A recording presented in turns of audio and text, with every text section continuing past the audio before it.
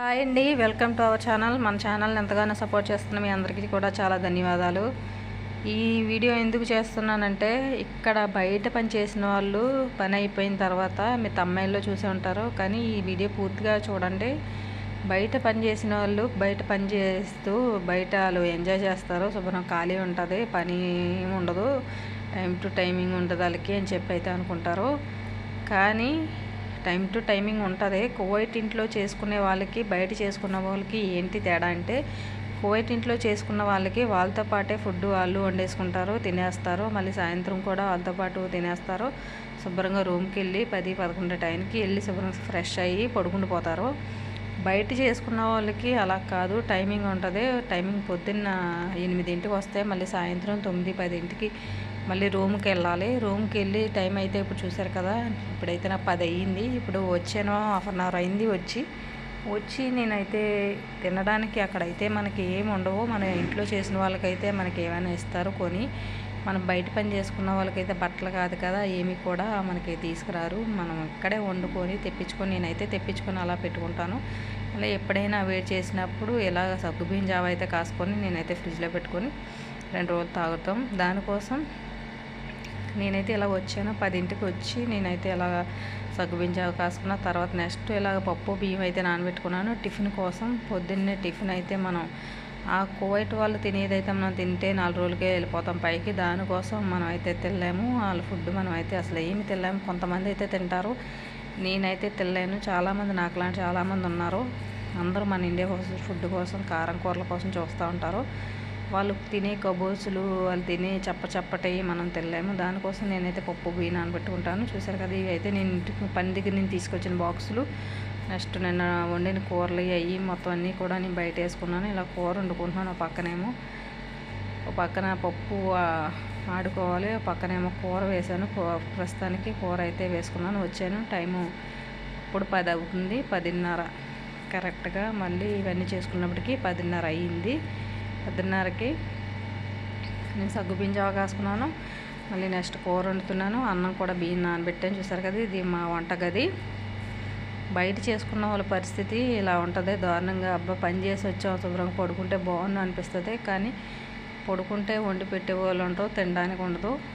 దాని గురించి మళ్ళీ అక్కడ పని చేసి వచ్చి మళ్ళీ ఇక్కడ చేసుకోవాలి, ఇక్కడ బట్టలు ఉతుక్కోవాలి. నేను వేరే ఆవిడ దగ్గరికి వచ్చాను, 4 పచ్చిమిరకాయలు ఉన్నాయని చెప్పి ఆవిడైతే పడుకుంది. కొంతమంది అయితే వాళ్ళు 2 రోజులకోసారి 3 రోజులకోసారి వండుకున్నవి ఫ్రిడ్జ్లో పెట్టుకొని అయితే తినేస్తారు. రైస్ అయితే ఫ్రిడ్జ్లో పెట్టుకున్నది తినకూడదు కొంతమంది, కానీ అలా తింటారు. నేనైతే తిన్ను, నేను ఎప్పటికప్పుడే వండుకుంటాను. మనం ఆరోగ్యం చూసుకోవాలి కాబట్టి ఎక్కడున్నా సరే. నేనైతే కూర పొయ్యి మీద వేసుకున్నాను. తర్వాత మిక్సీ తీసుకుంటున్నాను. మిక్సీ తీసుకొని పప్పు అయితే ఆడుకోవాలి. కొంతమంది కామెంట్స్ పెడుతున్నారు, నేనైతే వీడియో పెట్టాను. కామెంట్స్ ఏంటంటే, వెళ్ళి ఉండిపోతున్నారు, పిల్లలతో మాట్లాడడానికి కూడా మాట్లాడట్లేదు, చిన్నపిల్లప్పుడు వదిలేసి వెళ్ళిపోయి పెద్దవాళ్ళు అవుతున్నారు, వాళ్ళు బాధపడుతున్నారని చెప్పి ఎంత అంటున్నారు.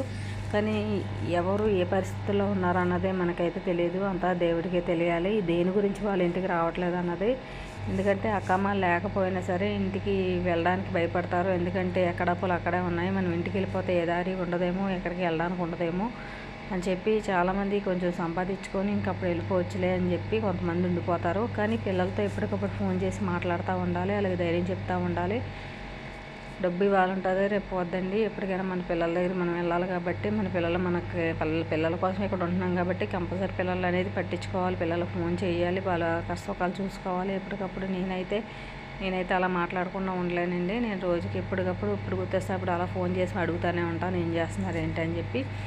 అంటే కొంతమంది ఎలా ఉంటున్నారో ఏంటో నాకైతే అర్థమవుతుంది, ఏ పరిస్థితుల్లో ఉన్నారో మనకైతే తెలియదు కదండి. మనం అయితే మాట్లాడుకోకూడదు వాళ్ళ గురించి.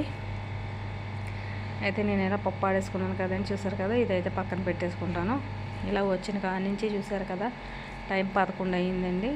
11ంటికి పప్పు ఆడుకొని నేనైతే పక్కన పెట్టుకున్నాను. ఇలాగా కూర ఉడుకుతుంది, అన్నం కూడా పెట్టుకున్నాను.